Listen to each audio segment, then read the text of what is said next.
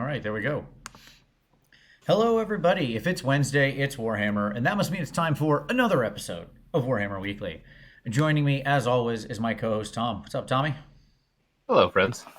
I'm on the road again this week. Hopefully, the video is working. We'll see.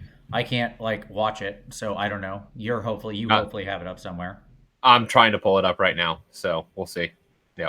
That's how responsible we are, folks. I don't know what you want. It, This is it this looks is the like you're deal. in like a Tarantino film. Like I'm in a Like the Tarantino film. yeah, like the way the zoom is with your head. Hmm. Just saying, like a very like classy Tarantino film. Oh, thanks. Does Yeah, he you're make welcome. any other kind? That's the question. I mean, I don't think so. Sure. So this week we're going to talk about your best starter armies. This has been a year of book releases, Yeah. and it seemed like a fun way to do to talk about that. Like Well, now that we've got all these new options, where should people be starting? Right? and we're in like a new season, right? Like we're in like the season of people like looking at new armies, and That's Christmas right. is It's coming and Christmas they'll time. have money. If Yep. you're And gonna, so, yep. people do new armies with the new year. And so I felt like, like this could be a good show for us. Absolutely. Look, I imagine there's a lot of people who are going to put some armies under their trees. I Yep. mean, I know I'm asking for Warhammer stuff for Christmas, not only, but there's going to be some of that under mine. What about you? Are you going to put some Warhammer No. stuff under the tree? You don't ask your family for anything? No, they don't buy me Warhammer stuff. Why So not? they don't support my addiction because they know that I will buy all that I need. Um, but there will be Warhammer stuff under the tree, because I'm doing a Maul Crusher for my son for his Iron Jaws. Okay, well that's nice of you. Yeah, and my daughter's going to get a Start Collecting Sylvaneth box. So Well, isn't that cute? And yeah, I yet mean, nobody's getting anything for you. I would feel ripped off if I was you. This is the problem with well, children. I You have mean, to give them stuff. I'll get things, just not like Warhammer things. Mm. It's fine. It's fine.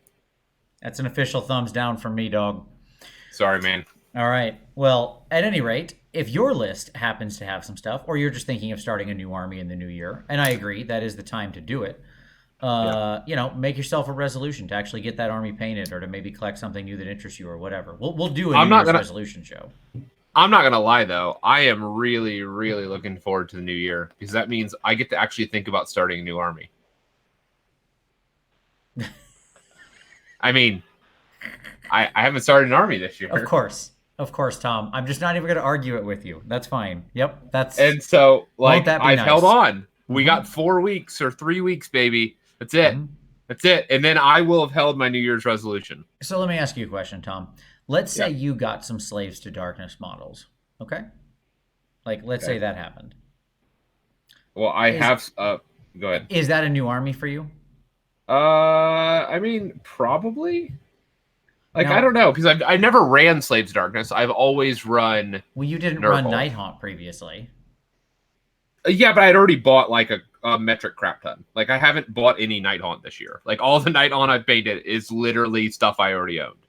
Um, and so, but I think that if I bought like Slaves to Darkness models, it would probably count. Now that said, like, I have like 1,200 points of Slave to Darkness painted right now, maybe Hmm. more. Like 30 Chaos I'm Warriors. trying to find out where this line is, Tom. Where this is the most like this is a No new armies. No sure. new armies. Uh-huh. Like that. Like that's been the call. Okay. Is, like, if I buy things, they have to be for an army that I already have. I can't start any new ones, and I have not. Okay. I'm just going to leave that to the users, to the viewers. Sorry, that that this is the insanity you're living with. That this is the delusional world you live within. That's fine. I'm just going to support you completely, Tom. I haven't started any new armies. No, That yeah, was like, I agree. You're preaching to the choir. I said I agree with you. No issues here, Tom.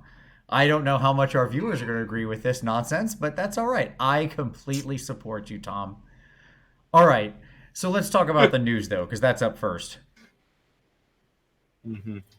Okay. So we have a rumor engine that I kind of like. Yeah, it's up on the So screen. It's a it's bonsai a tree.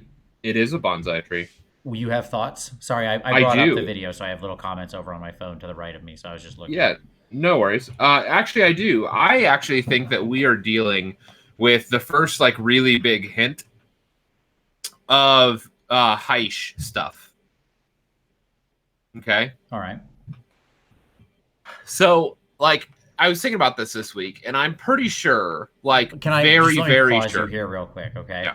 Let Yeah. me answer a quick comment. Yes, I do have a black armor tutorial. It's way back in there. I'm going to do another one sometime soon, so look for that. 2, everybody should strap on their tinfoil hats for this journey we're about to go on, because I've heard this theory, so I can't wait. Just get ready for some classic Tom connecting dots. All right, man, take us through it. So, I'm pretty sure that we are going to see some pretty strong Eastern themes with our Heish stuff. Now, I'm not going to say that everything from Heish is going to have like an Eastern theme, but like the realm of light, like, and then enlightenment is a big deal, and they've been like slow to action, right? Okay. And so like they haven't like jumped to like action, but they've been like contemplative in how to respond. Sure. And we have we already have like the first like glimpse of Realm of Light stuff we have is the Cipher Lords from Warcry, which has very like a number of Eastern elements. And now we have like the bonsai tree. And like I was thinking about it, and we had some glimpses of it with the death stuff. With the Immortalis Guard. Like, I don't know. I think that we're going to get some pretty solid Easternly themed stuff coming. That's now, how does this Sphinx feature into that? Because this Sphinx, or whatever his name is, this Sphinx, that new awesome cat llama that's like the most amazing model ever. He is, or he or she, it, I don't know, is also from Heish. Yeah, of course it is. Because llamas. Like, have you ever seen Emperor's New Groove? That's not Asian. That's South America. Oh, is it? Yes. And yes, I have seen Emperor's New Groove many times. Clearly. It's the best I'm Disney film from the 90s. I'm clearly confusing elements of it with Mulan. Those are two very different movies. I mean, wow. It's Disney. Wow. It's Disney. Yeah, regardless, I think that we're going to have, I think we will have some Eastern elements in Heish. That's what I'm going to say. And it wouldn't be, it wouldn't like surprise me if it was sprinkled over a number of different armies. Okay. Yeah, I mean, it's a tree. That's my answer. This is like one of those rumor engines that I talk about where it's unbelievably clear and nothing all at the same time. Yep. Right? Like we'll get these sometimes where it's just like a picture of a barrel or a picture of a boot. Sure. And it's like, it's a picture of a boot. Nailed it. You know what I mean? Yeah. And like it could be anything. It could be a boat. Yep. So, no, I don't disagree with your sort of dot connecting that, like, it does seem as though if you were going to use that kind of pan-Asian aesthetic, that putting it somewhere in Heish, as the Cipher Lords kind of signaled, would be a reasonable place to put it. So I don't disagree with that. And like sun, like there's just a number of elements within that imagery, right? Within Eastern imagery itself that is very sun related. Like the rising sun of Japan, is that what you're going for here, Tom? I mean, not just the rising sun. Like, so you have like Children of the Sun stuff, like in the role of the Emperor. Like, I just like it's there, right? Like, am I wrong? Tom, here's what like. I'll say. There are a lot of celestial elements, like heavenly body stuff, associated with cosmology in the East. Sure. And in the West. But the point... Yeah, sure. Here's what I'll say, Tom. There are going to be state and local governments that try to ban you. You're grasping at so many straws right now, okay? Like, they're everywhere. But sure, man.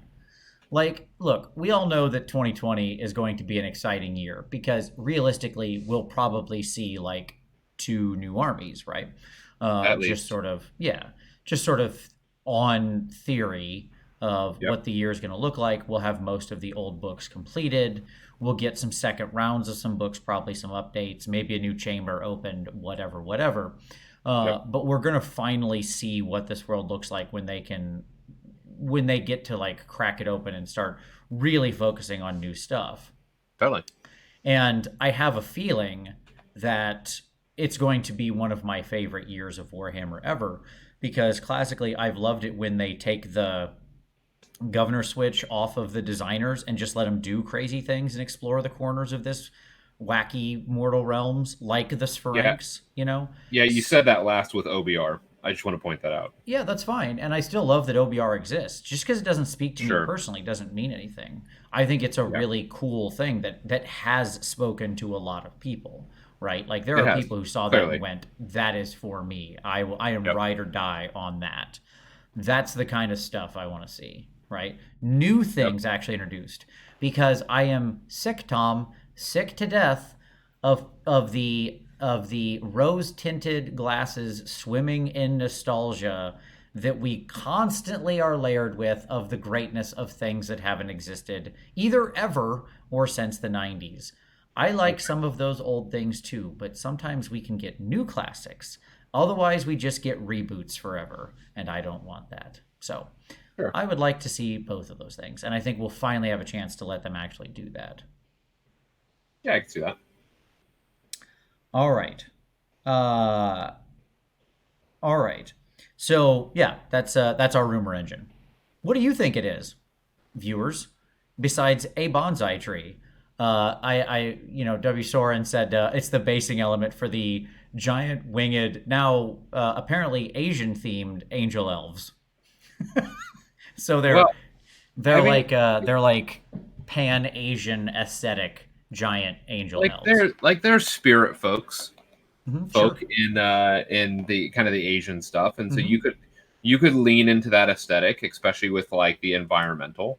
I personally would love a giant army of pandas, but that's just me.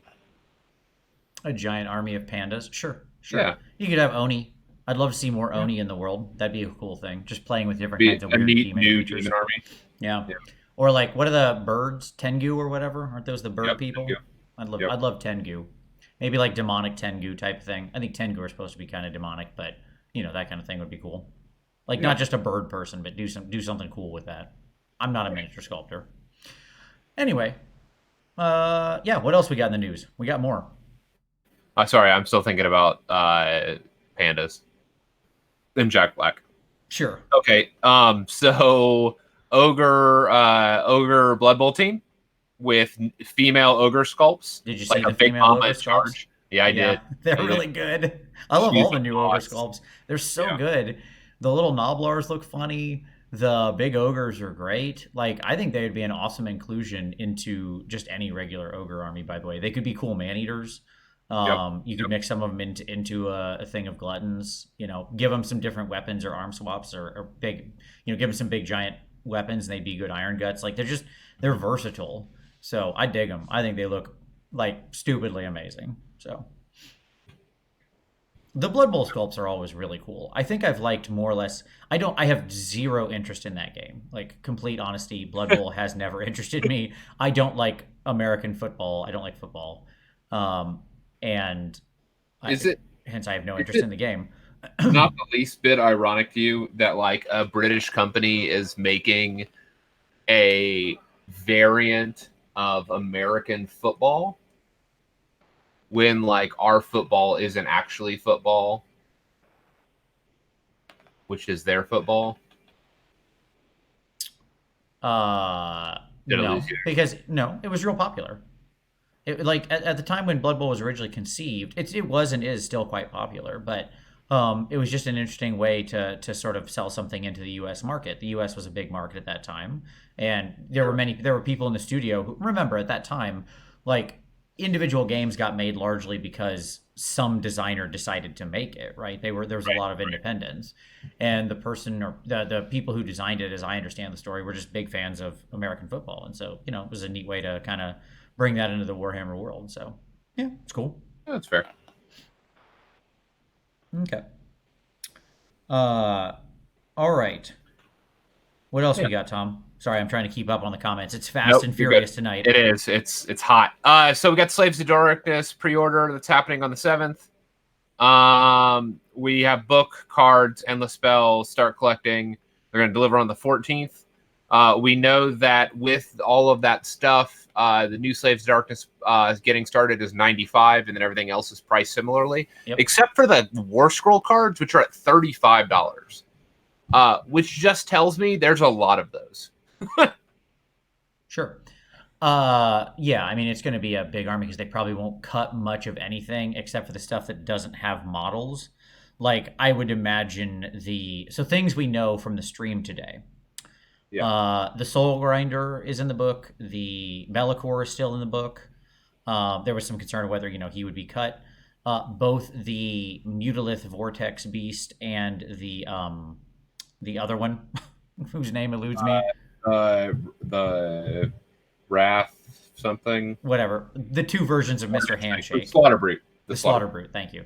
The two versions of Mr. High Five, I should say, are both in the book. The things I would expect to go away are the things that just don't have models. So this is like the Chaos Sorcerer, the mounted Chaos Sorcerer Lord, right? Sigh. I love my converted Chaos mounted sorcerer. Yeah, but I mean, he hasn't existed for a bajillion years. You know what I mean? The good news is I have planned for this day, and he was magnetized, so that's going to become a Chaos steed. Sure. For another night. We know that. Well, I guess we can infer. This one's more of an infer, but we can infer from the discussion that Archaon and the Varangard's points have went up, assumingly to match their new War Scroll capabilities.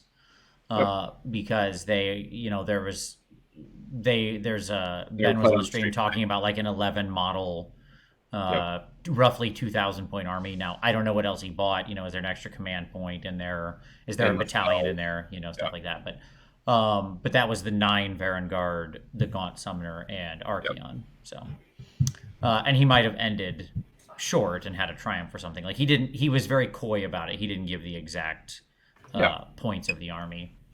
We know that Varangard can be marked, and we know the army will be quite just from the. Now, do we know that they can be marked like normal? They can be marked like normal. They now have the ability to be marked like normal. That was it. Somebody asked this question directly, and the answer was they will be marked like Chaos Knights and Warriors. You just decide they have a mark, and they gain that keyword, and they are marked. Period. They just gained viability in an actual like Nurgle army. Sure, in lots of armies. I mean, it was the stupidest thing that these elite troops had nowhere to go. They're one of the biggest crimes in the history of Age of Sigmar so far, because they are some of the most gorgeous models they've ever made. I mean, they're frustrating as all get out to paint because they take forever, but they are gorgeous, and just their rules were mind-boggling. Yes. So I for one just hope that they cleaned up the rules, gave them the mark capability, increased their deadliness, and make them 300 points. Fine. Right. Fine. I'll take a unit of heroes as long as it has the punching power of 300 points or whatever. You know what I mean? Like heroes. Yeah. And that's going to be a hard bar to hit, by the way, because they naturally have the elite model curse, right? So like they need to be real aggressive for what they do at that point cost. And yeah, I mean, they should be awesome. They're 1 in 10 million or whatever, whatever we calculated that out to be. They released a nice little article today about like rolling to see like in the path to glory where you land. And I actually made it to Varangard and then like took an injury. Or no, I tried and failed, so I got -1, and then functionally rolled double ones. And I was like, womp, womp, womp. So my story ended at Varangard. Yeah, and here's the thing. So people are talking about like the cost of those models. I'm perfectly okay with the cost of them if they're actually expensive and actually worth it, right? Like my problem with them would be if they were that expensive and they're cheap and bad. Like my point is like, how much do you spend on 300 points of Plague Monks or 300 points of insert thing here, right? 300 points of whatever your base troop is. 300 points of Marauders.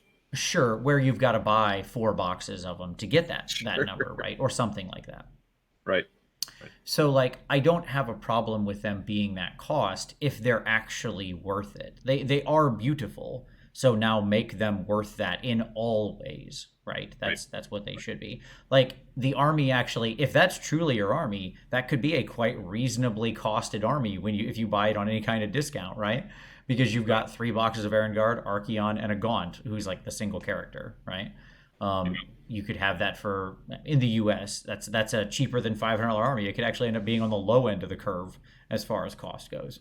No, that's true. If you compare to many armies out there, go buy yourself a bunch of Mortek Guard.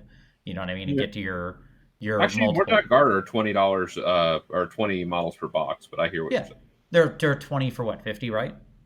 Yeah, it's not 20, bad. 20 models for $50. Like they're a good deal. They're fine. I'm just saying, like if you need to get up to 60 of them, which is a pretty common number you see in a lot of armies, Yep. right? Like okay, so that's 150 right there. Plus your other characters and so on and so forth. So Yeah. at any rate, um, Like, yeah, heaven forbid the Zinch, the Carrick Acolytes ever become good. oh God, yes, absolutely, yeah. Okay, so Slaves Darkness, we have prices on all that stuff. Delivery on the 14th. Also, we have delivery of the Tome of Champions on the 14th. Yep. Which will include new Warcry champions, including our little new llama, our llama. Mm-hmm. Yep. And that's kind of The exciting. Fomorian guy and the big Minotaur dude and the Sphinx. Yep, I have mine on pre-order. I'm really excited about that. I love all three of those models, although the Sphinx is by far my favorite. Yep. And in that Tome of Champions, they talked a little bit about that today or yesterday, whatever day, in the article. And it's interesting because they'll reprint all the cards that are in the Warcry cards that are no longer in stock. Right. They add a bunch of scenarios. They add new. They talked about how they're adding new specific quests. It seems like a very narrative focused tome. I Yeah. don't know if you caught that, Tom, in the article, I did. which I love the idea of. That's great. Well, that game should be like that. That's 100%. what we should be leading into Yes. with that game. Yes. It made me way more excited after having read the article because most of the article that they talked about was like new narrative quests and quests for each thing and specialized quests and monster on monster rumbles and just like, And all the cards, like Yes. the cards from all of the armies, will be in that book. Yep. And so what they mentioned is that it has specific quests for 15 different factions. Yes. Warcry 15 new factions. factions. Yeah. Well, I think it was 15 total, but either way, I think it was 15 new. I don't think it was new. But at any rate, we know what a bunch of the new ones are because then Right. that also leaked. So Another packaging slip leaked. Yay. And told us that so it shipped out like the beginning of December. So there's been about a 6-week lead time on these things. So expect this release to be sometime in January, probably. Yeah, they said that. They said the new those additional warbands coming in 2020 is what they said. So Right. we know it's not coming right at the end of the year. But yeah, go We ahead. know it's not coming to the end of the year, but like because of the lead times, I would expect mid to late January, just from like shipping times. Mm-hmm. On these. And what we're looking at is we had confirmed factions for Slaves to Darkness, OCR Bone Reapers, Crawdon Overlords, Disciples of Zinch, and more Stormcaster Turtles. Yes, and there's probably a couple more, but that's where it cut off. Now, notably, what people should see there is that obviously that's all the new armies that are either have released, are releasing very soon, or are rumored to be getting books. Right. Isn't that funny though? Like because we had heard very kind of clearly that that KO and Disciples of Zinch were dropping in February, and I had confirmed that from sources that I had that's what that was. I had heard from a secondary or like a tertiary source, I guess, that we may have Seraphon in January. I suspect that rumor is not true. We had heard that maybe Seraphon were coming in January, but it wasn't from anybody that I knew that was like super reliable. And with the release schedule, we've had confirmed that the rest of Sisters of Battle are coming in January. Mm-hmm. And we may have this thing coming in January. We'll have the FAQ dropping at the end of January. I don't think that we'll have Seraphon in January. You think there'll be like a March thing? If they drop. Sure.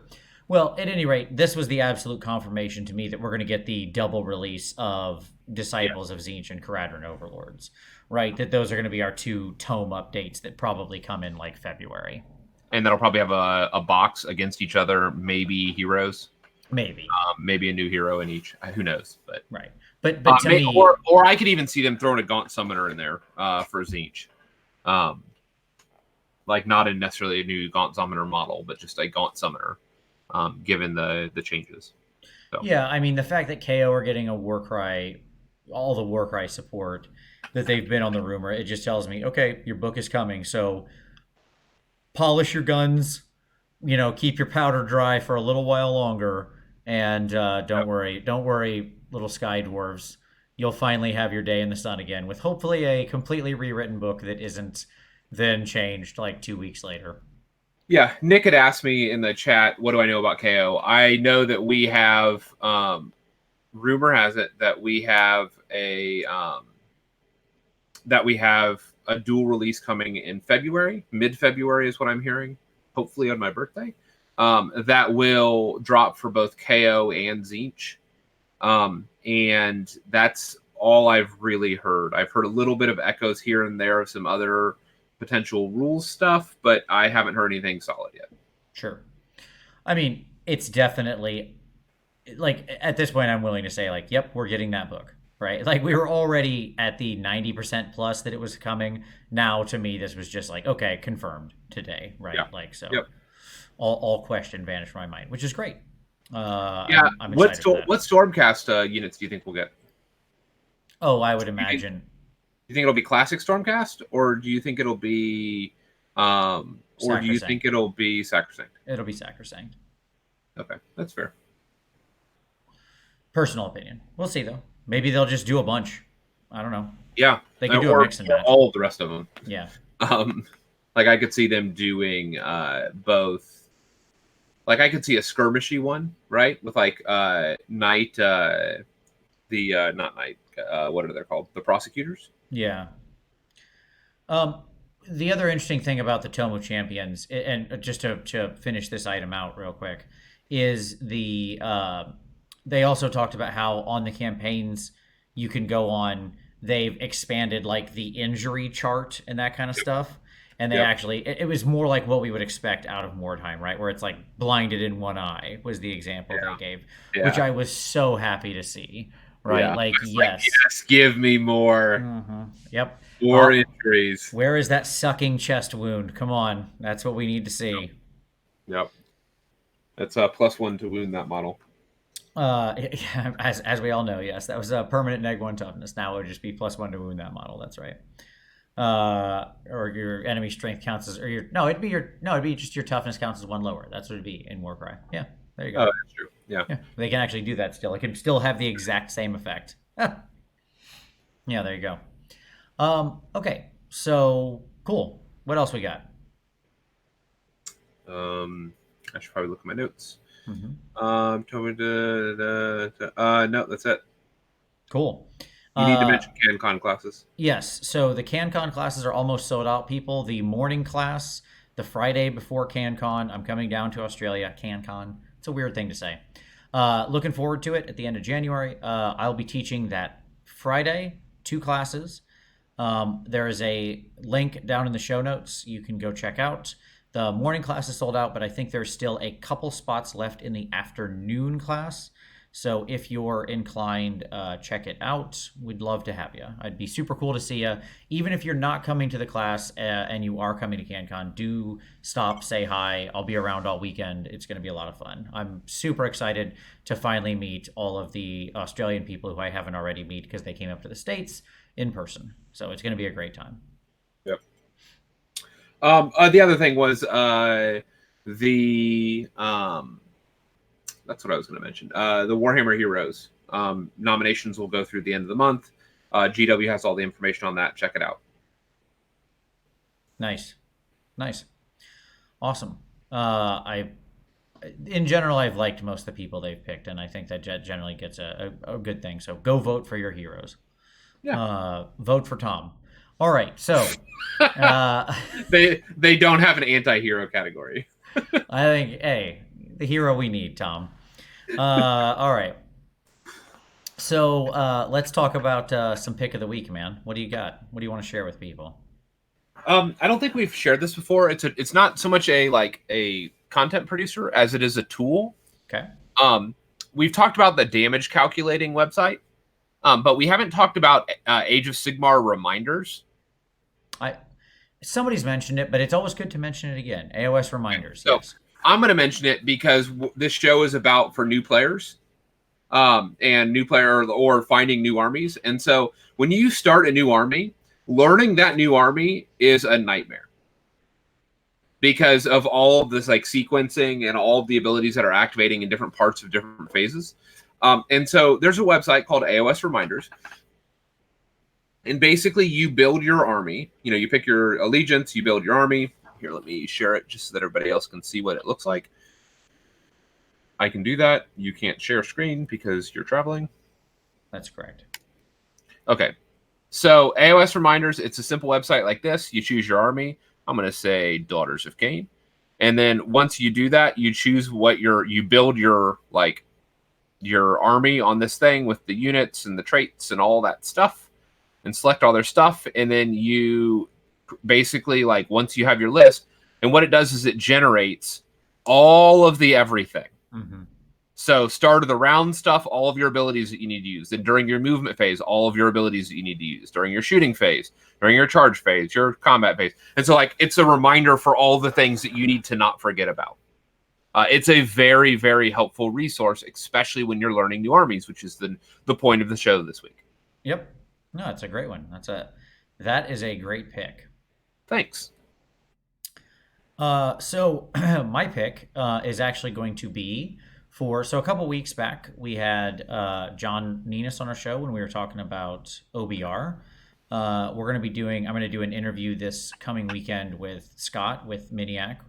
And I wanted to spruik their podcast that they've been doing together that I hope everybody knows exists. But it's called Trapped Under Plastic. It's both on podcast apps and it's just on YouTube, which is where I watch it.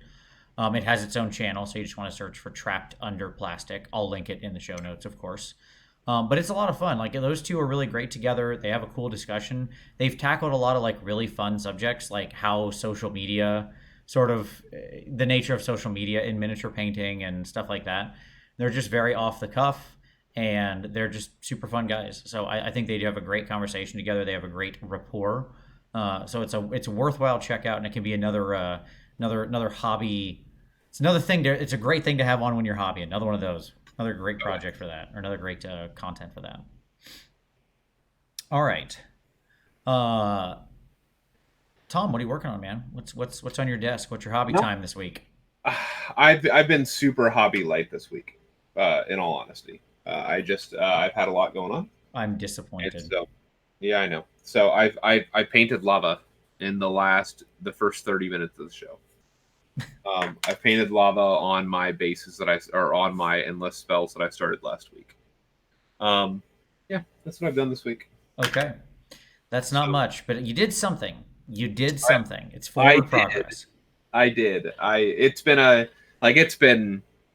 crazy. So it's been a thing. That's fine. I understand. And it's an interesting thing. So just to refer back to that podcast again real quick, what John started up a challenge at one point. I don't remember what episode this happened in, one of the recent episodes. And he was talking about how do you get people to get over the hump and actually get hobbying, because that's the most common thing, right? People are like, I never find the time, or I don't know when to do it, blah, blah, blah, blah, blah. He said, okay, here's the challenge. Every day you have to sit down and just get paint on a brush. Sure. You don't actually have to paint anything, but you have to commit to yourself that every day you will sit down at your desk, you will get a brush wet in some kind of water, and then you will dip it in some kind of paint. If you've done that, you're successful. But the trick is, of course, if you go to that point, you will just end up painting something. Sure. Right? Sure. Yeah, that's what I did was I grabbed contrast paint, and as soon as I got the brush in, knocked out a bunch of base stuff. Mm-hmm. So I think it's a clever little mini goal you set for yourself. So even if there does come a day where you literally just sit down, get the paint on your brush, and then go, okay, I don't have any more time, and then you wash it, you're still successful, and it keeps you in the habit of sitting down to do it. right? It's true. So there you go.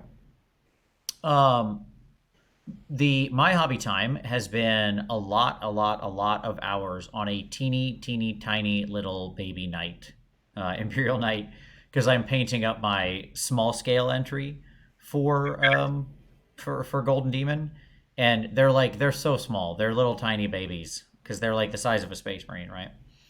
Yep. And I'm probably like 60 hours into this guy, and I just have so much more time to go. It's ridiculous because they're very finely detailed little You're a things. monster.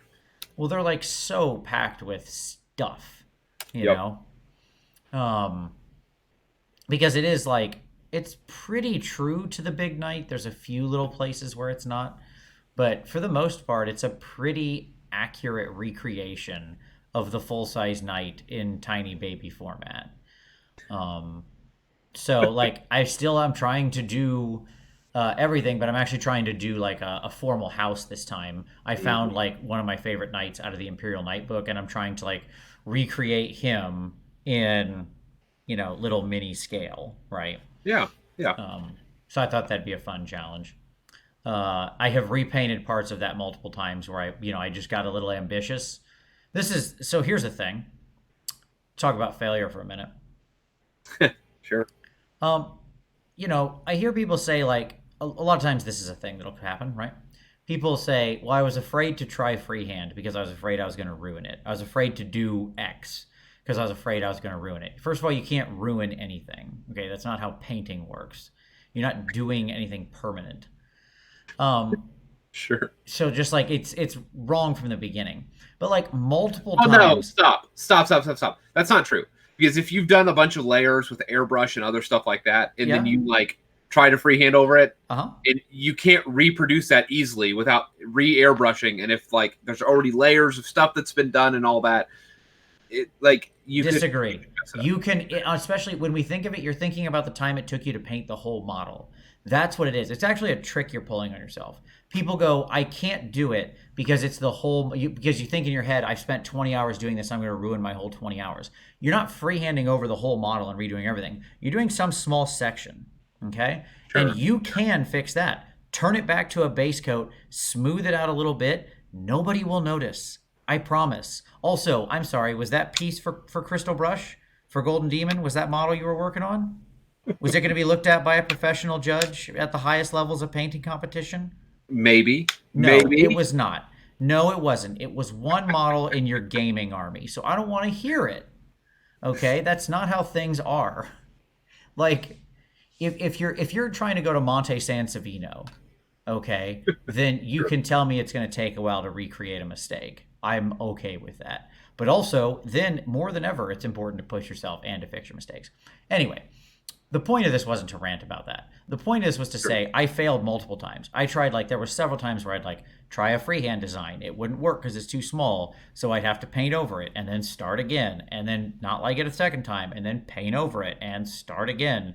There are areas that night that I've painted like 4 times because I just didn't like whatever I was doing and kept trying different stuff.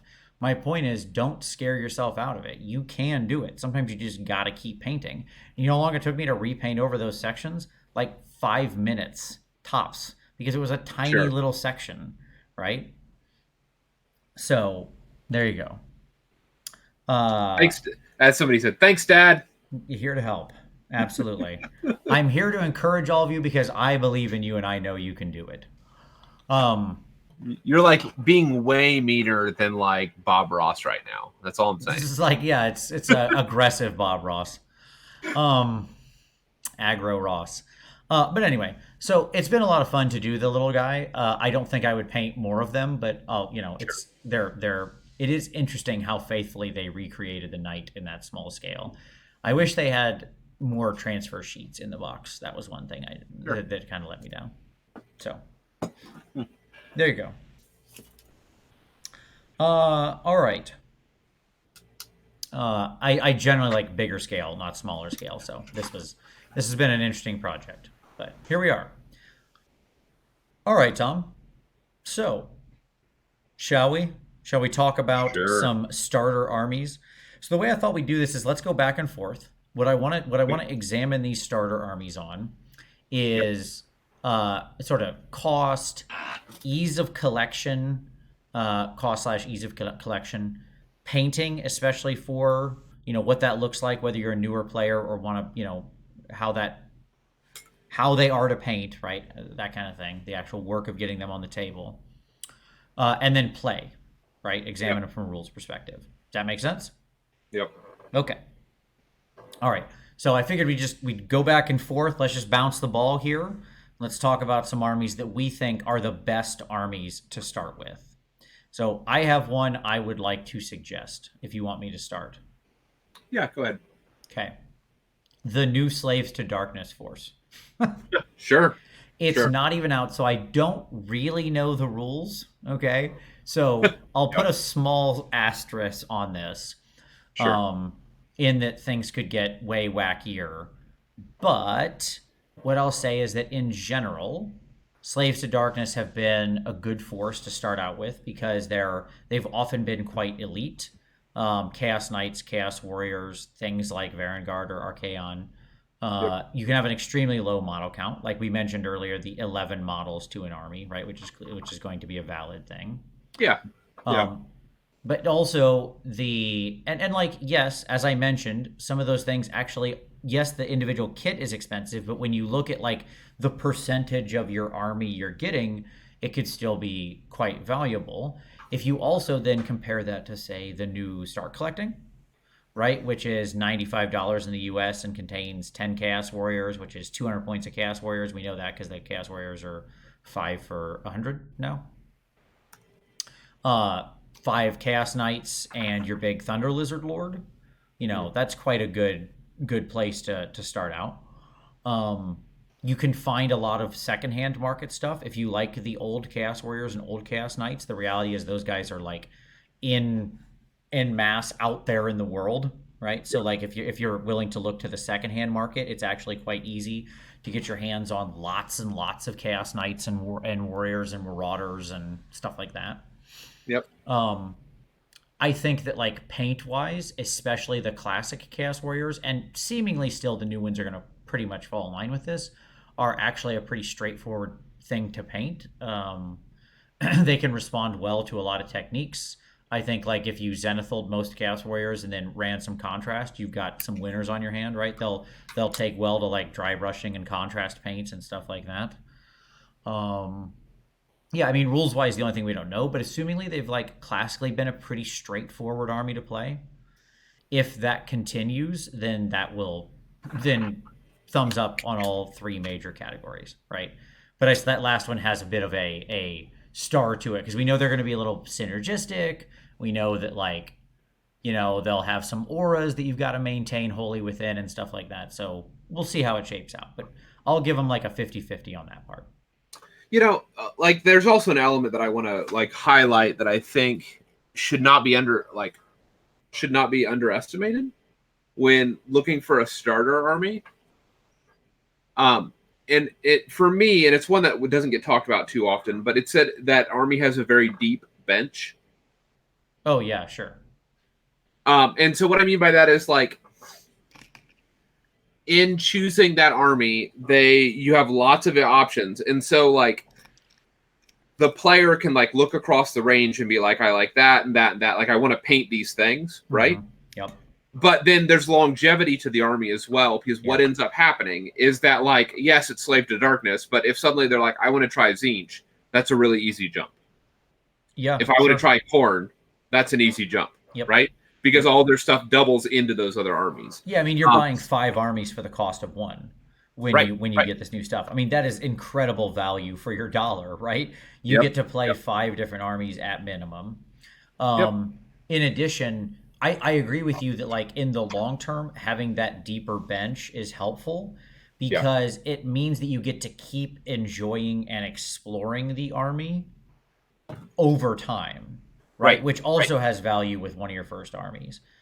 And right. that's why I would say, like, don't feel like if an army has that kind of thing, you need to go out there and buy all that at once.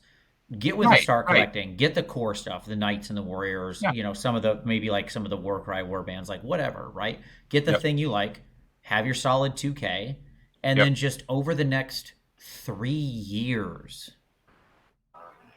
buy a unit every couple months. If you do that and get that painted, at the end of that time period, you will have a massive army It's on true. your hand, True. right? Like people, like one of the challenges is people, uh, overestimate what they can accomplish in 1 year and underestimate what they can accomplish in 5 or 10, right? I was thinking about that exact quote last night. Yeah, I mean, the reason I have 14,000 points of Tomb Kings is not because I bought a 14,000 point army all at once and painted it. It's because I bought a lot of Tomb Kings consistently for a long, long time, like, 13 years, and just kept buying and painting them. And when Yep. you do that, it just keeps building, right? Yeah. No, it's true. It's true. Um. Yeah. Yeah. All right, cool. So there you go. That's my first pick. That's my hot pick. The new Slaves of Darkness, I think, is going to be a great jumping on point. Obviously, this isn't really part of it because narratively, I think all armies can be interesting. I don't know that anything's Yep. more narratively obtuse than anything else, but I do think that it's also nice in that regard because it does give you a window into so much of the ruinous powers and into chaos and sort of a core central linchpin of the Mortal Realms and of the game of Warhammer, right? So that's also cool. Cool. Well, I'm gonna cheat, Okay, I'm ready. and I'm gonna choose two armies. Okay. Um, and I'm gonna say Stormcast and or Nighthaunt.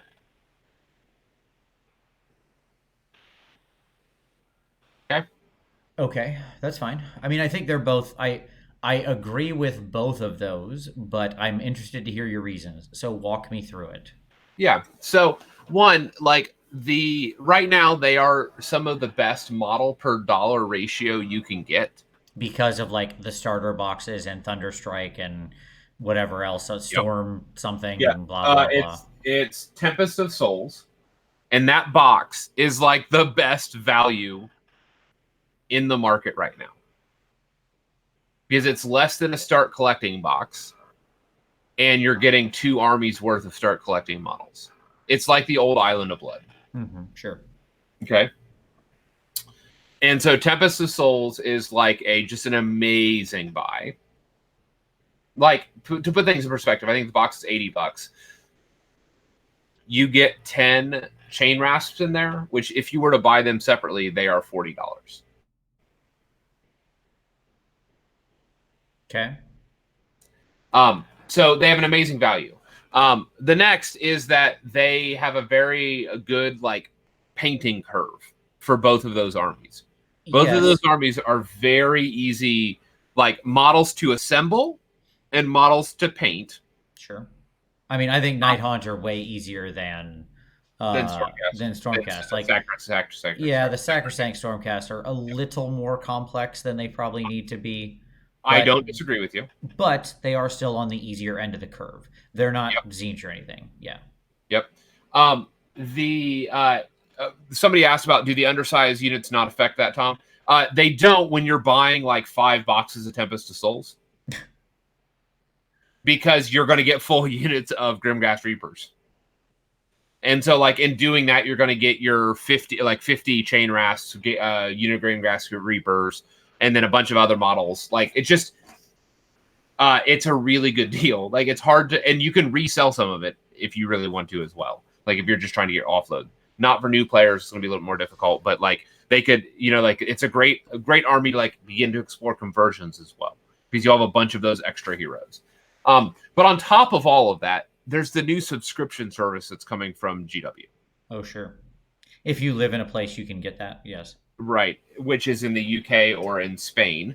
And like the first issue of that magazine is like £2, so like $3, $3.50, maybe even less than that, like $2.75 something in current conversion. I don't know. And regardless, it's you get 10 chain rasps and some sequitors That's pretty good. for $3. Wow. And there are websites that you can go and like buy, like you don't have to do the full subscription and buy any number of those issues of like, so, you could go buy like 5 issues of issue number 1 without a subscription and get 10 chain rasps for $3. So that subscription alone, like, it pushes it over for me. Like, to put things in perspective, I'm looking at getting a subscription. I have a friend in the UK that has offered to, like, have me ship to him and he will ship to me. And I'm probably going to do that because it's such a good deal. And, like, my son plays Stormcast. And so, like, it would expand those models, and I don't mind the extra Night Haunt. And, like, it's good, like, again, it's good painting. Ironically, the two armies have very similar mechanics. Sure. Like, they both deep strike and stuff like that. So, like, if you're learning one, you're going to be learning the other in a lot of ways.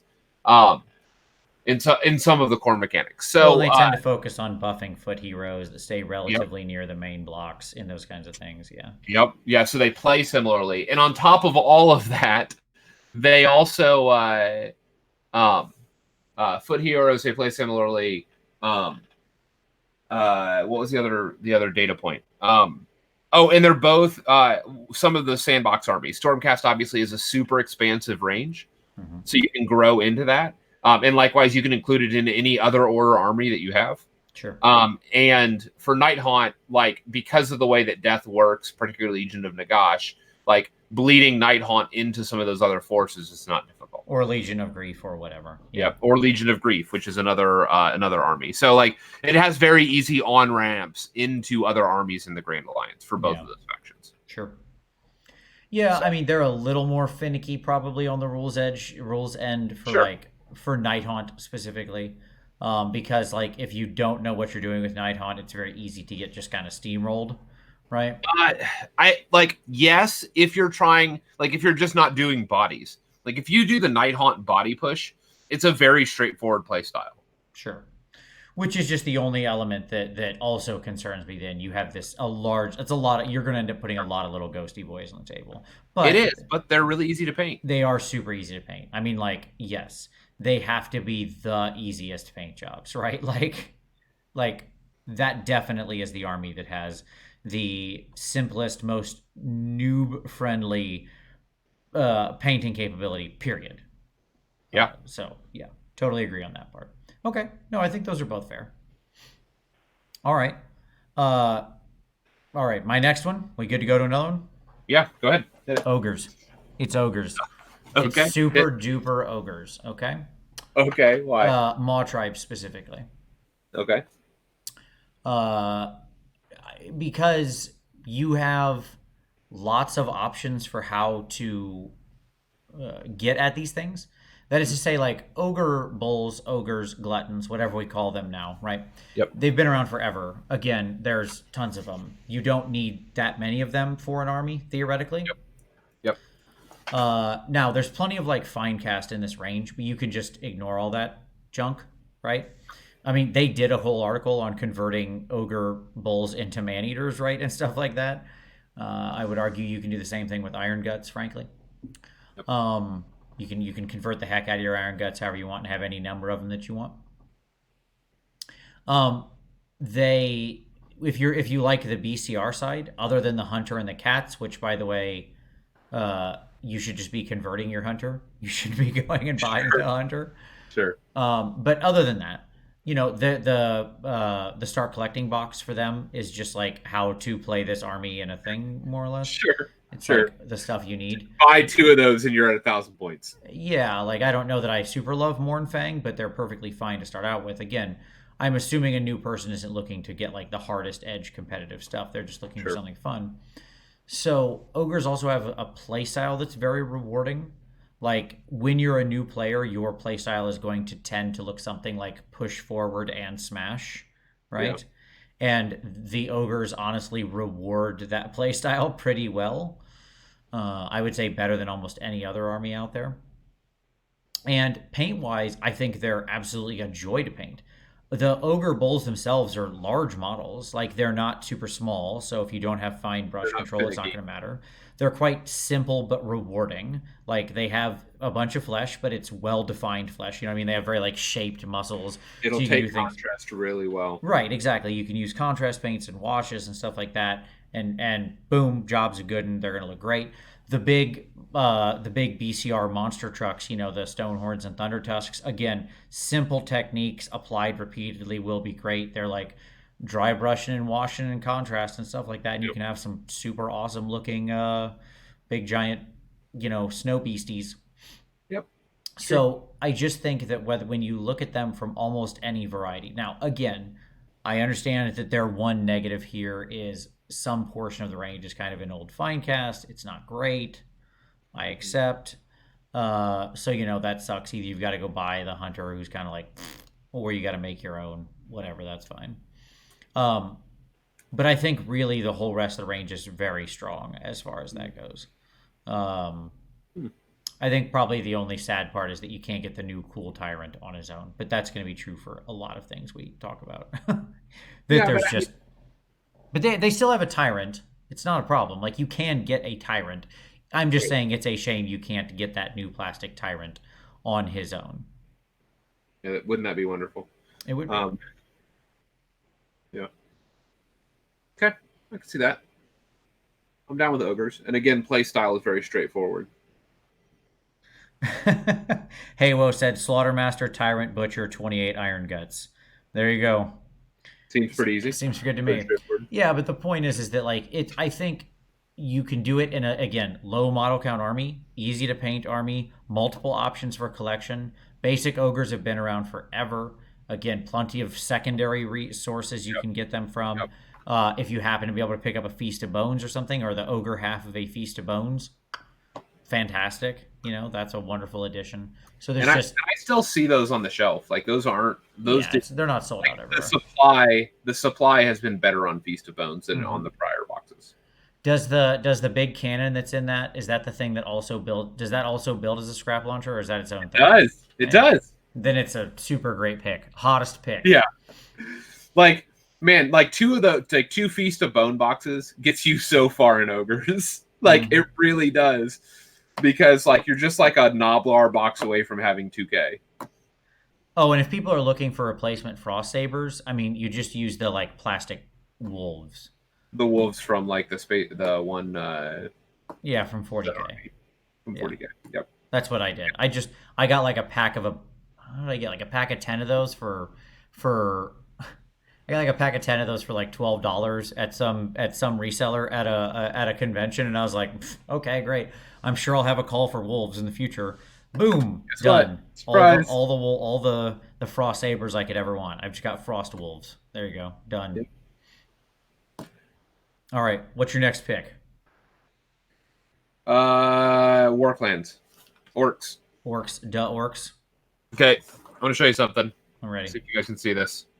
You see this model? Yeah, quite well. Okay. This was done by my 9-year-old. He did a great job. He did a really good job. So, and like this is no washes. This is all contrast, just like across the board contrast, except for the metal, obviously, which is like true metal. It's like with contrast, these things are super easy to paint. They have a wonderful getting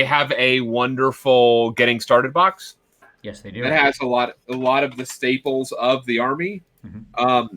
They've been in the market long enough that there's just a lot of tools, and they have the deep bench that if you want to go into Savage Orcs, you can do that. Yeah, because now it just opened up that whole thing, right? Yeah. Even though the Iron Jaws are like a 7 model army, basically, right, as we classically joke, like 7 unit, yeah, 7 unit, yeah. You do all of a sudden have this ability to just go into Bone Splitters, go into Big Wah, to go nuts with that expansion. But I agree, Iron Jaws themselves, one again, multiple. If you can find some of the old bigger boxes, like the whatever it was, the Iron. Was it Iron Fist or something? I don't know. Whatever that big Thunder Fist, something like that. Is it on your shelf? It is. Here.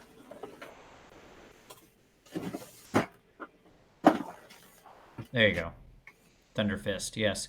Like if you can ever find that thing on the shelf, amazingly great deal. Because it's got like the Mega Boss, the Caster, a bunch of Brutes, Pigs, and you get a bonus giant for conversion bits. So that's nice. A bonus giant. I mean, like he's an ally. You can run him. Sure. My point is, you could literally throw the giant in the trash, and this box would still be a great deal. It's so true. Yeah, like I just love this box.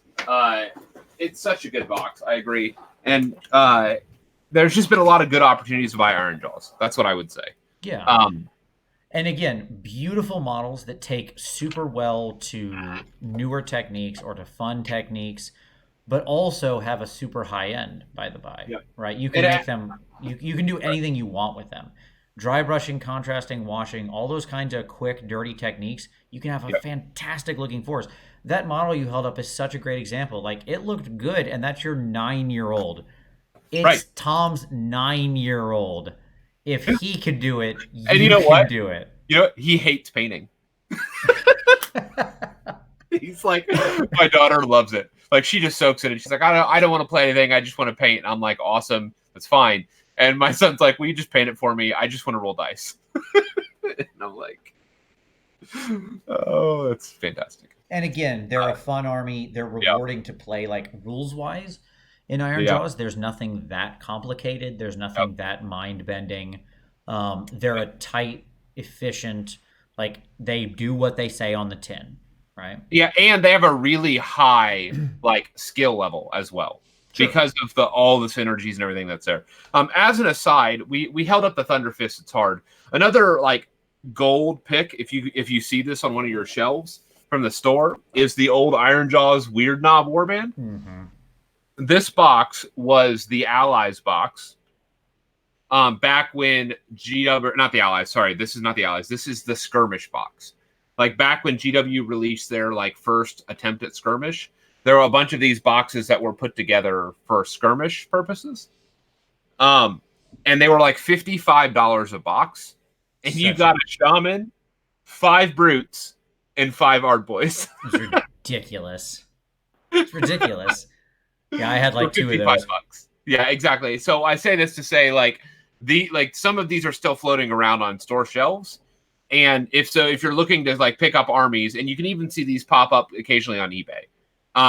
Like this is just an army with like lots of bundles available. Yep. Like lots of tools out there for you to start a new army with. So I would recommend that as well. So Iron Jaws, there you go. Right on. All right. So I'm torn on this one, Tom, and I want to talk it through with you. Okay. Yeah. Because what I want to say is some kind of Nurgle. Okay. But I'm thinking there with my painter's brain and not with anything else. Yeah, so, that's a mistake. Which I understand, because truly painting Nurgle is one of the most fun things you can do as a new painter, right? Because it can be messy, it can be gross. Like, is there you know the army better than me, so tell me if there's any actual gas here. Can you do, say, Blight King focused force? Yes. Those are all plastics. Yes. Those are all good. I don't know the cost on that stuff. I've never looked at any of that stuff, Nurgle, because it has zero appeal to me. But so do you think there's anything you could do there? Yes. So, and the key is they have a wonderful getting started box. Okay. Like I never bought it because it came out after I had shelved my Nurgle. But if I ever go back, like their getting started box is 5 Blight Kings, the Lord of Blights, and 2 of the flying dudes? The flies. Yeah. Let's see. Here it is. Is it the Lord, or is it the Blight Kings on flies, or the little plague? No, it's a Blight Kings on flies. Okay. So it's like all the Blight King you could ever want. Got it. And like you could build one of those Blight Lords as a Lord of Abominations. Afflictions, you mean? Afflictions, that's what I meant. Yep. Who's going to buff your Blight Kings. And so like a couple boxes of these is going to go a long way. You want a Blight King heavy list, like a Blight Sis would be very easy to go. It's lower model count. I've painted up 20 Blight Kings, and they are a joy to paint. Yeah. Like they are delightful models to paint. It just feels very noob friendly, because it's like you can get out the technical paints. You can get out the Nurgle's Rot and the Blood for the Blood God and the Typhus Corrosion and Riser Rust. And, you can just like go nuts. And when it's all messy and gross and grody, good. You nailed it. You did it. You made it look like Nurgle. Yeah, I mean, this was my first real army was Nurgle, and it was like it was truly a joy to paint. Like my first AOS army, let me say it that way. Mm-hmm. And it was truly a joy to paint the Blight Kings. So like a number of boxes of these guys would go a long way. You could run Blight Cyst. You get most of the stuff in here to run Blight Cyst, like everything you need. And like you can pretty easily, like if you started Slaves to Darkness, like dipping into Nurgle would be really easy to do. Yeah, it's a good point because we know that you'll be able to combine these two things together, right? Yep. And so like like then you can begin to buy demons, which let me just say the demon getting started box for Nurgle is also a great deal.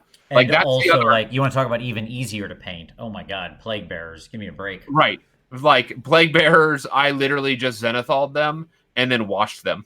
It did like a light dry brush and they were done. Well, now you've got stuff like Contrast, right? So it just gets even easier. Yeah. Yeah, I mean the only drawback is summoning, which there's not a lot of summoning, and the trees. Because like to play Nurgle, you're gonna need 4 trees. Yeah. But like that's their getting started box right there. Sure. So is that 10 Plague Bearers, 3 Nurgling bases, 3 of the Plague Bearer Blight Flies, and then the Harbinger. Yeah. Like it's a great box, and so it's like a great like summoning box. Like as you begin. So like Nurgle is just really easy to collect. They have some great centerpiece models with both the Guo and then also the Glotkin. Mm-hmm. So I can't like I agree. Nurgle is a good painting army. I think that to me it is still a like tier 2 army. Like it's not a beginner army. Like I understand what you're wanting to do, but because of the summoning, because of the trees, that's what bumps it down for me. But I understand where you're coming from. Gotcha. Yeah, I just feel like, and it's the kind of thing that I think also will really connect with and speak to people. Like there are people who are really like, I don't understand these people. They are a complete and total mystery to me. It's sure. It doesn't click at all in my brain. But there are people who are ride or die Nurgle who absolutely love it, love Grandfather Nurgle, love all the look of the troops, love the gross grody-ness of the army, right? And my answer is okay. If you like it, go nuts. Yeah. But for me, nah. That's a pass for my personal sense of aesthetic. But I mean, it's where I think they could be done.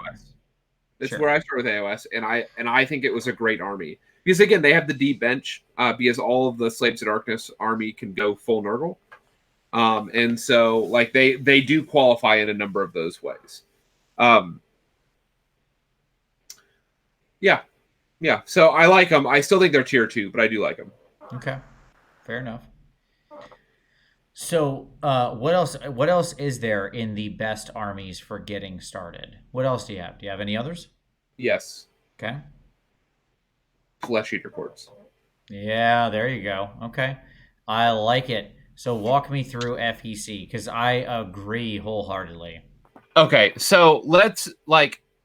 For me, like so much of like a like good armies for this are the armies that like have obvious starting points, right?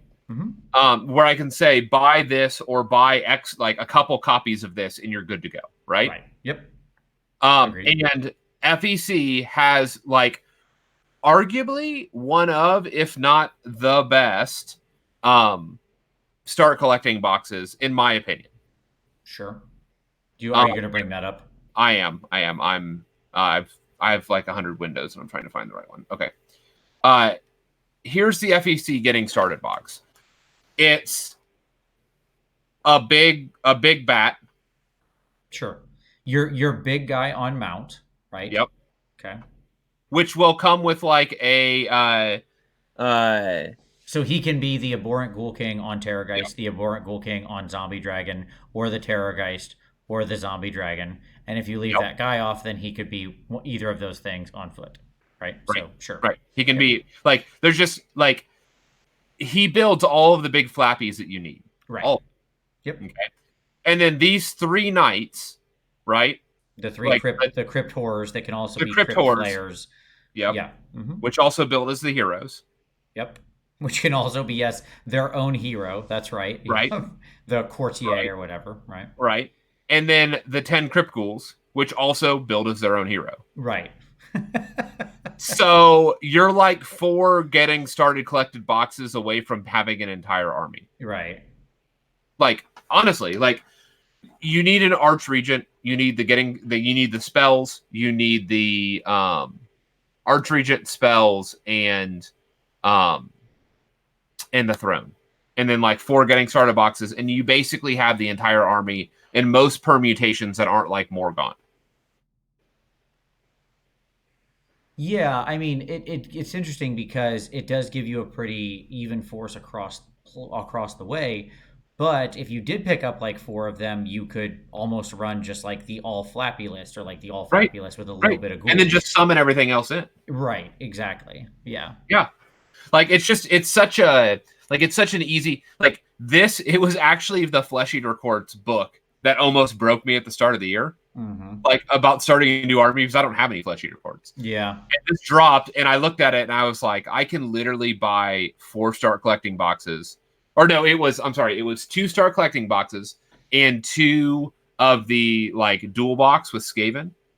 Yep. Sure. And have like everything in every permutation I would ever need. You were about to quote a Violent Femme song there. I want to respond to a comment real quick.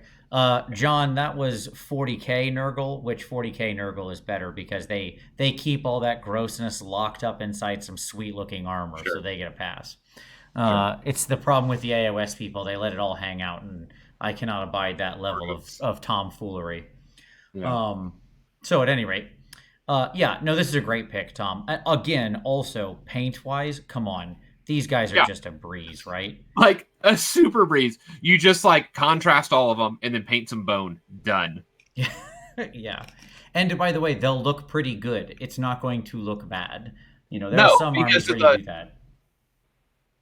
because of the way that the skin folds and the Yeah. musculature and all that work that like this stuff is made to take contrast well. I believe the word you were looking for there is muscularity.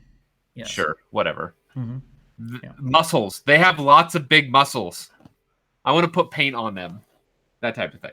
And actually, like I think, yeah. So this is a great starter army. Like this is one of those that it's really easy to get into. Everybody can dig like fast zombies. Like everybody has experience with fast zombies. They've played video games in the late 90s or early 2000s. Yeah, sure. Sure. They've seen I Am Legend. Like there are ghouls, obviously. I'm being flippant there, but or World War Z. But Look, like that's if a zombie runs fast, it's not a zombie. Okay. it's a ghoul. No, I get it. No I get fast zombies. I know. I was appealing to pop culture. Thank I you. understand. But regardless, they're super straightforward. And like like this is one of those armies. And like playing them, yeah, I push them across the table. Even their summoning is limited. That's why I like them as a starter army. They have summoning, but it's not like unlimited summoning with an unlimited list. Like they have a very like fairly restricted list, and it's easy to basically have all of your possible summon permutations built out just by buying these start collecting boxes and or that old dual box, which isn't available anymore. But still, this and like you could convert and you could make your own arch regent from extra models in this box. Sure. Let me hit a few comments real quick here. So somebody had asked, what do you think about converting ogres to bulgors? How can you go about it? Ogres and minotaurs have the same head socket, so you can actually swap them independently. I've seen people make ogre armies out of the minotaur bodies. I assume you could go the other way because they wanted like big, huge, muscular ogres, not like, ripped ogres. Yeah, I like not bad bot ogres. And that looked pretty good. So they can go either way. Those heads will swap around pretty simply. So there you go. Let's see. Where's the other one? I want to say hi to welcome Brendan Walsh. Just discovered the channel today. Welcome. Glad to have you along, buddy. And yeah, okay, there we go. I'm caught up. So let's talk about some not good starter armies. What are our really bad ones? What should we stay away from, Tom? Do you want me to start? Yeah, sure. Skaven. Agreed. Worst, right? It's one of the worst. It is like second, maybe only to Seraphon. Sure. Yeah. Both are, ironically, the two ancient enemies. They're both full of old models, hard to get models, large numbers of models. Like the other thing that gives Seraphon an advantage is that Seraphon are easy to paint. Like you can go nuts with Sure, Seraphon and have a good time. sure. But like now, come back to me with Seraphon if they do get a new book in March, because Right. that could be a very different world. If they happen to get a new start collecting, if the Yeah. line gets trimmed, if things actually become worth their points, like if Saurus basically become quite elite and multi-wound models and stuff like that, that could suddenly turn all the way around, right? Because those dinosaurs are really easy to paint. So that's just like put a pause on that one. But I think that Skaven are absolutely terrible. You need so many of them. You need so many bodies. A bunch of them are old and out of print and annoying and ugly and fine cast or And you'll have metal. metal that like you're gonna have to learn how to paint differently on metal because like it's not gonna like those models aren't gonna assemble like normal models. Right. You'll need different glue if you use if you use plastic glue. Um, yeah, like just and the play style is a very technical play style. Like you need to Yeah. be like charging and retreating and screening and like if you set up wrongly, you will die with that army. Sure. Yeah, I agree. Here's one for you. I think Fire Slayers are a really bad starter army. Huh. Okay, tell me why. Because I think that they are way too samey. I think you'll lose interest. You still need too many bodies, even for a quote unquote elite army that are Yeah. all the same. Okay. And they're not as outrageously expensive as people often make them out to be, but they're still pretty expensive. Yeah. So what I'll say is this: you could get into Fire Slayers pretty easily by buying a couple getting started and buying some Hearthguard boxes, Okay. right? And because they are samey, they'll be easy to paint because you'll be used to painting them. I guess. And the skin is going to be really easy. It's going to take really well to contrast. So, like to me, Fire Slayers are in that middle tier. They're not like the worst. Mm-hmm. Like they're not Skaven bad. They're not a starter army. They're not like, but I would agree they're not a starter army. They're in that like tier 2 army. Gotcha. Are Doc in the worst category? Are Daughters in the worst category? Yes. Tons of models, lots of witches, very fiddly, very small, need very like pristine paint jobs because they don't have just places where you can sort of throw contrast paint around. They need very smooth, applications of paint to the flesh, lots of small details, things like that. Lots Not of very an fiddly easy parts end for the army. Mm-hmm. Like it's going to be an expensive army. Like you do Daughters of Cain, you're forking out the cash because like there's not like ally boxes don't exist anymore. Sure. And on top of all of this, the shrine, the cauldron is out of stock. Geez. So Nice. all the heroes in the army are out of stock right now outside Marathi. Quality. So the answer is no. You can't even start Daughters right now. So just stop it. So I agree with that. I think that's a bad army to start. I think that Sylvaneth are a bad starter army. Agreed. Too many trees and forests. It's lots of little models. Yes, painting dryads is easy. I'm not going to disagree with that because they are just like Dry Brush and Washtown. Yep. But they're You expensive. need to have a very certain like mind to be able to, because it's such a finesse army. Mm-hmm. Like you have to have a certain kind of like tactical acumen to put those on and to field them. They have very complicated rules interactions, right? Yes. They're not your first army. Like they are going to be so frustrating to somebody. If that was truly the first book you picked up, I just think about somebody looking at those rules interactions and being like, "What in the heck am I doing here?" Like it is such a finesse force. As an aside, if you want somebody to start Sylvaneth, the right answer with that, like because Sylvaneth, Sylvaneth is in a really interesting place because it's also like we've talked about this before. Vince didn't believe it, but it's true. Like Sylvaneth are a great like appeal to the female gamer. Sure. Like and the spouse, like the spouse army that we've talked about. Mm-hmm. And Sylvaneth are that. Okay, like the numbers don't lie. Like when we did it last time, we're like, how many people in the chat like have experienced this? Everybody's like, my girlfriend, my wife, my girlfriend. Sure. But what I will say is this: I think Living Cities actually offers a better in now. Because you can then do it without the forests and all that kind of crap. Yeah, because you Yeah. can do it without the forest. You get all the pretty trees. You get all the interesting models, the easy paint jobs, and then like for my daughter, like she wanted the trees, but she also wanted the girl elf archers. Like she wanted the sisters of the watch, and like you can do that. You can do all the wood elves, so you can mix in the wood elves and the trees very easily in Living Cities.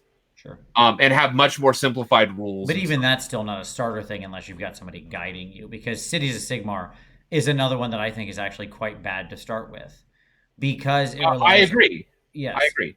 Like Cities is one of my favorite. No, check that. Cities is my favorite book they released in 2019. I think it is full of endless possibilities. Yep. I think it is beautiful and wonderful and just an absolute rock star of what books should look like. Yep. But it is so opaque as to be full of insane options, and just I cannot imagine being a new person and picking up that book and having any idea what to do from that point. Because you're like, wait, a quarter can be Stormcast here, and I can use trees here, and a quarter can be KO. Wait, do they even have a book? Like, where do I get these things? What, like? Yeah, I totally agree. Starter army. Like it's a tier 2 army. Cities is a tier 2 army because it is an expansive army that you almost can't go wrong with how many battle line units there are. So like if you just want to pick models that you like and put them on the table, you could almost do that and have a fieldable Cities army. And most of the range is updated now. So like I actually don't think Cities is that terrible, but it is not a starter army. No. It's not. And it's also not Skaven. Right, no, that's fair. Things like Tzeentch and KO, I'm just taking off the table because we're months away and we don't know what they look like yet. Well, not only that. Say, Tzeentch will never be a good starter army. Even in its new book. There's no universe where what comes out the other side of the Tzeentch rules, the magic, complicated rules, tons of pink horrors turning into blue horrors, turning into brimstone horrors. Like, there's no universe where that's your starter army. It's always been a bunch of hot nonsense, and it will still be that. It'll be probably fun, hopefully more balanced nonsense now, and hopefully somebody will finally put a bullet into Change Host's head so we can all stop dealing with that. But it's never ever going to be a starter army, ever. No, I agree with that. I reserve judgment on KO until they get their re-release. No, I think KO is one of the worst armies to paint, and it's frustrating, or one of the worst armies to start because it's so visually appealing. But on the tabletop, it's so it generates bad play experiences on both sides of the table. Because even if you have a bunch of shooty stuff, if they get anything into you, you lose half of or more of your army in a single combat. Which is why I said we'll reserve full judgment until the new rules, because stuff could vastly change, and that would be right. fun. And they're not the easiest to paint KO, because of they're very detail oriented. There's lots of buckles and there's lots of different fabrics on fabrics and stuff like that. They're just not an intuitive model to paint. It's the same type of thing with Ideneth Deepkin. Visually, they're appealing. They have a very technical play style, and they have a lot of detail on the models, and so they're just not good starter armies. Trying to think of anything else that's really. I think Tzeentch just breeds complexity because it's about being tricky and doing these kinds of high level, there's almost a meta layer of it. Books sort of adhere in the way that they play to the meta layer of their narrative, because often, not always, but often, because that's kind of how the rules writers tend to write them. So hence why ogres and iron jaws, which are very straightforward combat armies, tend to be more straightforward to play. Now, one would think that would mean Khorne falls in the same boat, but Khorne is just right in the middle. It can be good, it can be bad. There's lots of fiddly interactions, but there's also some fun things to paint. It's neither good nor bad. I would put it right on the line. It would be my middle point, right? What, corn? Corn, yeah. Yeah, no, I would agree with that. What do you think about? So somebody's asked about Bone Reapers. Nope, terrible. Bad starter army. Very bad. Expensive. Actually, like, Uh, is it though? sure. Sure. Yes. Because you're paying retail for most of that. There's not a lot of good ways into But it. 60 but guys plus some knights plus some characters plus I'll Catacross. bet I'll bet you can get under. I'll bet you can get out for under $400 with the 2001 army. There's with what, like a 20%? Are you assuming? No, because like you could go 60 goblin or 60 skeletons, right? $145, and then Catacross and a box of knights and The two characters or something? yeah, the two characters, and you're really close and you're almost there. You're maybe 100 or 200 points under. Like grab a box of endless spells and you're done. And, Yeah, I you're guess. and I you're need under to look at the 400. points, but I just think they're rules wise. I think it's going to be a no for me. I just don't think they're a good starter army. Wise, it's actually like it's very, despite being bone, you'd think that'd be easy. There's a lot of fiddly details on it. Sure, sure. And so it ends up being a little bit more difficult as a starter army than I think that I would advise. Yeah, yeah. Does that about cover it? Did we cover most of the factions? Oh, a couple more to just touch on real quick. Like I think Gloomspite. Slanesh. Yeah, that's fine. Go with Gloomspite first. So Gloomspite to me is a non-starter unless you're doing squigs. Agreed. I was going to say the exact same thing. If you're going for that new like Squig bundle, then I think it Yep. could be fine because Squigs are a great starter army. They're fun. They bounce around. They tend to play pretty straightforwardly. It's still on the higher end of this curve because there is still like stuff to remember. Like I've got to remember the dumb moon and stuff like that. But Squigs and some trolls support like basically what you would get in the Battle Force box that comes out. I think is actually quite noob friendly. It's a good deal for everything that's in there cost wise. It gives you a good chunk of the army. They're very, very easy to paint. Like, it's very easy to paint. And yeah, rules wise, I think they're manageable. It's not a 1 on the simplicity, but it's probably like a 3 or a 4. You're not going to break anybody over that, right? Beast of Chaos, but if you're going into goblins, no, hard no. Just all the different goblin stuff. And it's ironic because I think it's the same thing with Beasts of Chaos. Yeah. Yeah, I agree If with you that. were going to do like a mostly, Warherd or Dragon Ogre based force, I think that's fine. But if you're going into like a bunch of Bestigor and a bunch of Ungor and, chariots and all this stuff and Getting that on the summoning table. everything, it's just, it's not the worst. It's not. Yeah. But it's definitely not a good starter army. And frankly, even with all those, there's no great way to get those like herds and dragon ogre stuff anymore, really cost wise either. So Right. it kind of at best ends up in the middle for me. Now, Yep. No. because the easiest model in the range to paint, the Gores and the Ungor, you either need a lot of them or they're kind of worthless. Right. Because Right, like sure. Gore themselves don't actually do much of anything. Yep. Bestigor are really, really nice models. But they're actually like fairly complicated models. They've really held up. Yeah. Slanesh, we couldn't leave without talking about Slanesh for a moment. Definitely not a starter army, at least not right now. I mean, obviously that would be a wait and see what happens in January with the You have rules. to like buy a 4,000 point army to be able to field 2,000 points. But exactly, yes, so you're not wrong. This because the summoning is so excessive as it stands right now. You just like this is my problem with them. When I traveled with them for the past couple tournaments I went to when I took them, it was so annoying. Which is good. This is like first world problems if there ever was one, right? But I had to overpack so much stuff because I'm summoning so much stuff. That is like the funniest complaint in the world to me. Like, boy, is that a terrible thing to complain about? Like, oh no, this is the tiniest violin in the world for you. But it is annoying, and like their models are also very, very detailed, right? Like lots of the models are quite detailed. Now, don't get me wrong, they are gorgeous sculpts. And my advice to you would be if you love Slanesh, if you really, really love Slanesh as much as I do, if you've got the Dark Princess in your heart, give it a wait until January, or if you don't care, then just get them now. If you're getting them just to paint them, fine, get them now and go.